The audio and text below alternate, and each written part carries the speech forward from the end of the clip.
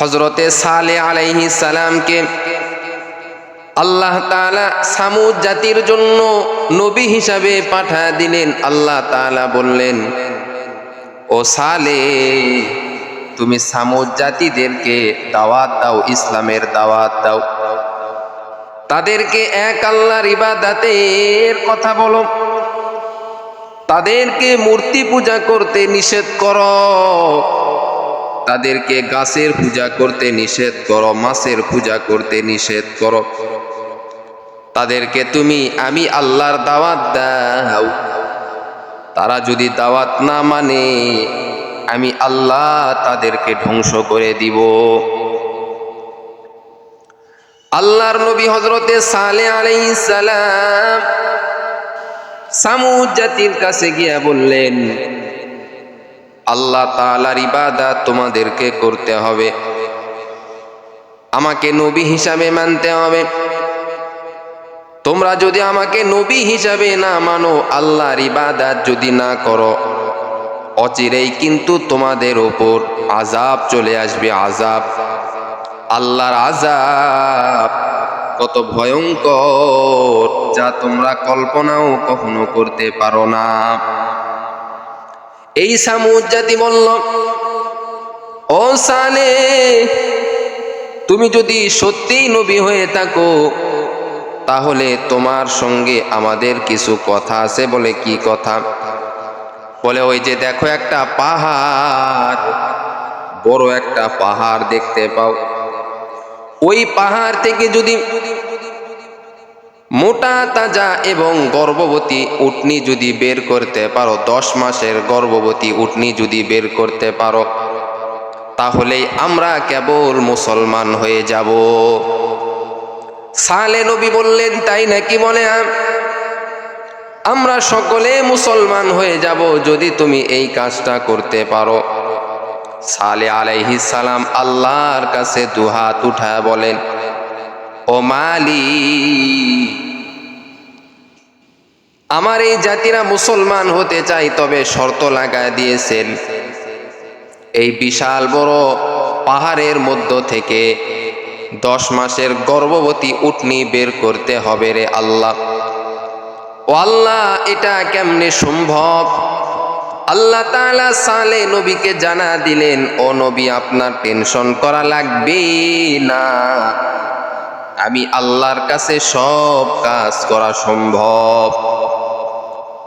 আপনার ওই উম্মতদেরকে, আপনার জাতিদেরকে, সামুদ জাতিদেরকে আপনি পাহাড়ের নিকটে যাইতে বলেন।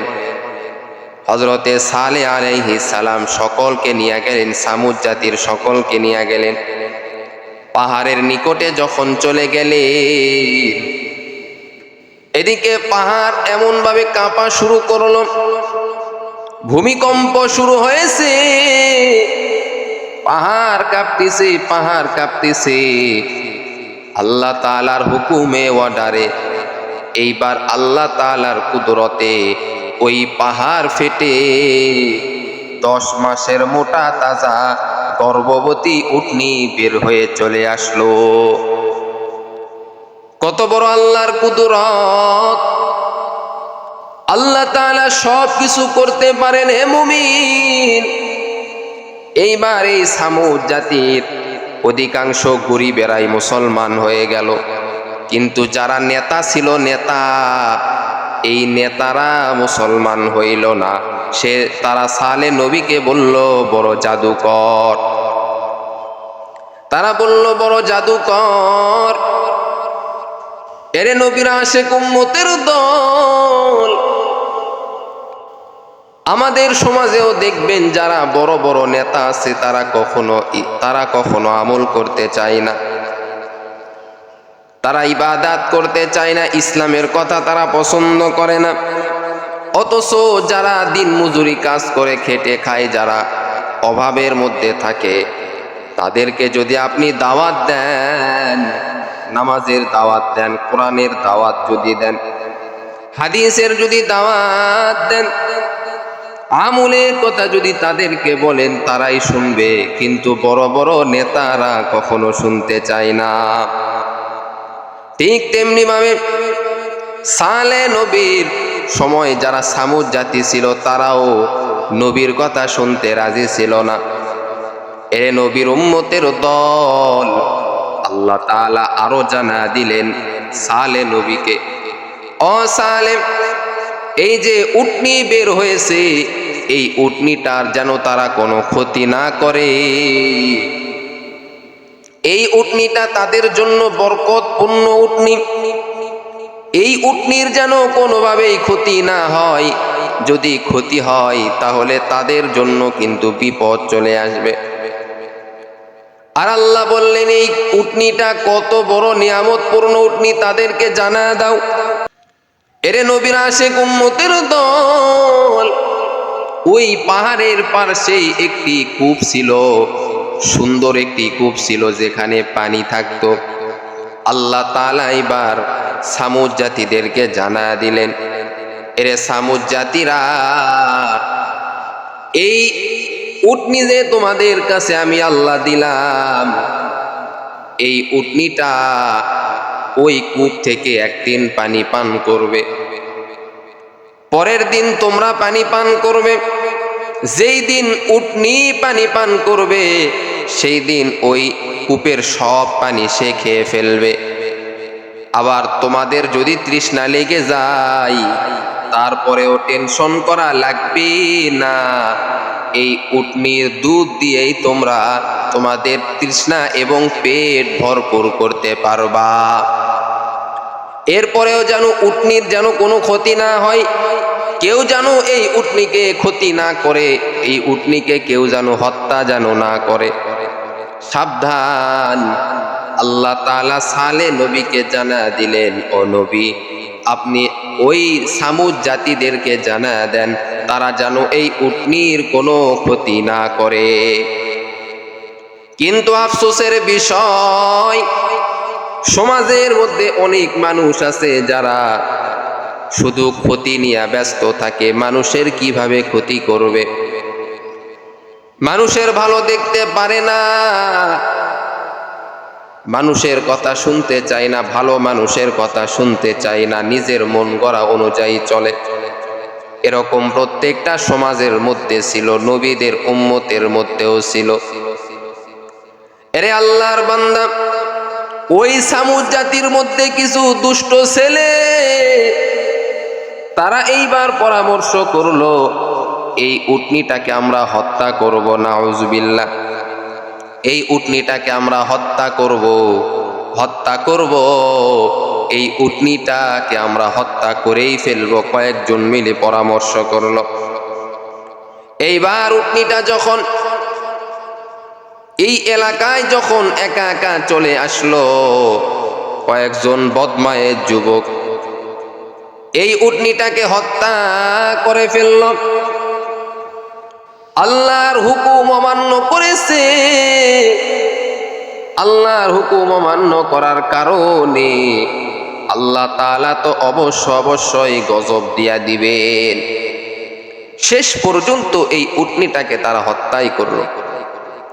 অথচ এই উটনিটা কত বড় নিয়ামত তাদের জন্য ছিল। এই উটনিটা একদিন ওই কূপ থেকে পানি পান করত, পরের দিন আবার এই সামুদ জাতিরা পান করত। আবার যদি তৃষ্ণা লেগে যাইতো এই উটনির দুধ পান করত। কিন্তু তারপরেও তারা বুঝলো না, তারপরেও তারা এই উটনিটাকে হত্যা করে ফেললো। সালেহ নবী এইবার তার কওমদের অর্থাৎ কওমদেরকে জানা দিলেন, সালেহ নবী এইবার সামুদ জাতিদেরকে জানা দিলেন, তোমরা শোনো, তোমাদের উপর অচিরেই অল্প দিনের মধ্যেই গজব চলে আসবে। প্রথম দিন অর্থাৎ বৃহস্পতিবারের দিন তোমাদের সকলের শরীরের কালার হলুদ হয়ে যাবে। শুক্রবারের দিন তোমাদের শরীরের কালার লাল হয়ে যাবে এবং শনিবারের দিন তোমাদের শরীরের কালার তোমাদের কালো কালার হয়ে যাবে এবং তোমরা মারা যাবে সকলে। আল্লাহ তাআলা তোমাদেরকে ধ্বংস করে দিবেন। কারণ তোমরা আল্লাহর হুকুম মানো নাই। আল্লাহ যেই হুকুম দিয়েছিল সেই হুকুম তোমরা মানো নাই। আল্লাহর দেওয়া নিয়ামত তোমাদের পছন্দ হয়েছিল না, এজন্যই তো আল্লাহ তোমাদেরকে ধ্বংস করে দিবে। এরকম ভাবে বিভিন্ন নবীর সময় বিভিন্ন জাতিদেরকে আল্লাহ তাআলা দাওয়াত দেওয়ার জন্য নবীদেরকে পাঠিয়ে দিয়েছেন, বিভিন্ন নবীকে পাঠিয়ে দিয়েছেন, কিন্তু সকলে তার দাওয়াত মানে নাই। এজন্যই তো আল্লাহ তাআলা তাদেরকে ধ্বংস করে দিয়েছে। এই উটনিকে হত্যা করার কারণে সালেহ আলাইহিস সালাম যে তাদেরকে বলেছিল যে অচিরেই তোমাদের উপর গজব চলে আসবে, অর্থাৎ তোমাদের চেহারা প্রথমে হলুদ হয়ে যাবে, এরপরে তোমাদের শরীরের চেহারা তোমাদের লাল হয়ে যাবে, এরপরে কালো হয়ে যাবে এবং তোমাদের সব কিছু ধ্বংস হয়ে যাবে। আল্লাহ তাআলা সেটাই বাস্তবায়ন করল। আল্লাহ তাআলা এই সামুদ জাতির চেহারা প্রথম অবস্থায় হলুদ করে দিলেন, তারপরে লাল করে দিলেন, তারপরে আল্লাহ তাআলা কালো করে দিলেন এবং তাদেরকে ধ্বংস করে দিলেন। ওরে মুমিন, আজকেও যারা আল্লাহর হুকুম মানে না, 5 ওয়াক্ত নামাজ পড়ে না, কোরআন যারা পড়তে চায় না, হাদিস যারা পড়তে চায় না, মা বাবার খেদমত যারা করে না, মা বাবার খেদমত যারা করে না, মা বাবাকে যারা কষ্ট দেয়, তাদেরও কিন্তু গজব আসবে। কখন? তারা নিজেও কিন্তু বুঝতে পারবে না।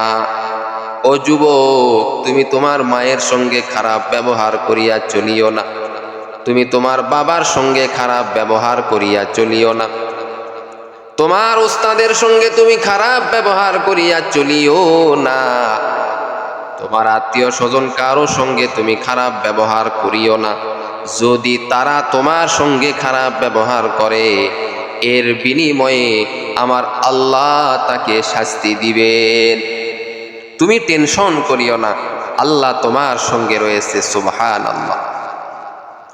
যে ব্যক্তি আল্লাহর হয়ে যাবে, আল্লাহ তার হয়ে যাবে, আর যেই ব্যক্তি শয়তানের হয়ে যাবে, শয়তান তার হয়ে যাবে। তোমার ব্যাপার রে বাবা, কোন পথে তুমি থাকবা, শয়তানের পথে নাকি আল্লাহর পথে? আল্লাহর পথে থাকলে তোমার যদিও একটু কষ্ট হবে, মৃত্যুর পরে তুমি জান্নাত পাইবা। আর শয়তানের পক্ষে যদি থাকো, দুনিয়াতে তুমি আরাম আয়েশে তুমি থাকতে পারবা, কিন্তু মৃত্যুর পরে আযাব শুরু হয়ে যাবে। এজন্যই তো নবী বলেন, আদ-দুনিয়া সিজনুল মুমিনি ওয়া জান্নাতুল কাফির। দুনিয়া হলো মুমিনদের জেলখানা, কাফেরদের জন্য হলো জান্নাত। কিন্তু এই দুনিয়াতে কেউ তো চিরজীবন থাকবে না, অল্প সময়ের জন্য দুনিয়াতে এসেছি, এত বাহাদুরি করার দরকার নাই। ওরে বান্দা, 10 তলা বিল্ডিং বানাইয়া কি করবা? ওই 10 তলা বিল্ডিং সারিয়া তোমাকে 3.5 হাত মাটির ঘরে তোমাকে যাইতে হবে। তুমি এত টাকার মালিক হয়ে কি করবা? তোমার টাকা পড়েই থাকবে, টাকা পড়েই থাকবে, কিন্তু বান্দা তুমি 3.5 হাত মাটির ঘরের মধ্যে চলে যাবে। 3.5 হাত মাটির ঘরের মধ্যে যাওয়ার পরে তোমার কি অবস্থা হবে তুমি একটু চিন্তা করো। এরে বান্দা, প্রত্যেকটা টাকার হিসাব আল্লাহ তাআলা নিবেন, পাই টু পাই হিসাব তোমার কাছ থেকে নিবেন। তোমার এই টাকাগুলি তুমি কিভাবে জমাইছো, কিভাবে খরচ করেছো, তোমার এই টাকাগুলি তুমি সুদের মাধ্যমে কামাই করেছো নাকি হালাল ভাবে কামাই করেছো, আল্লাহর কাছে হিসাব দিতে হবে।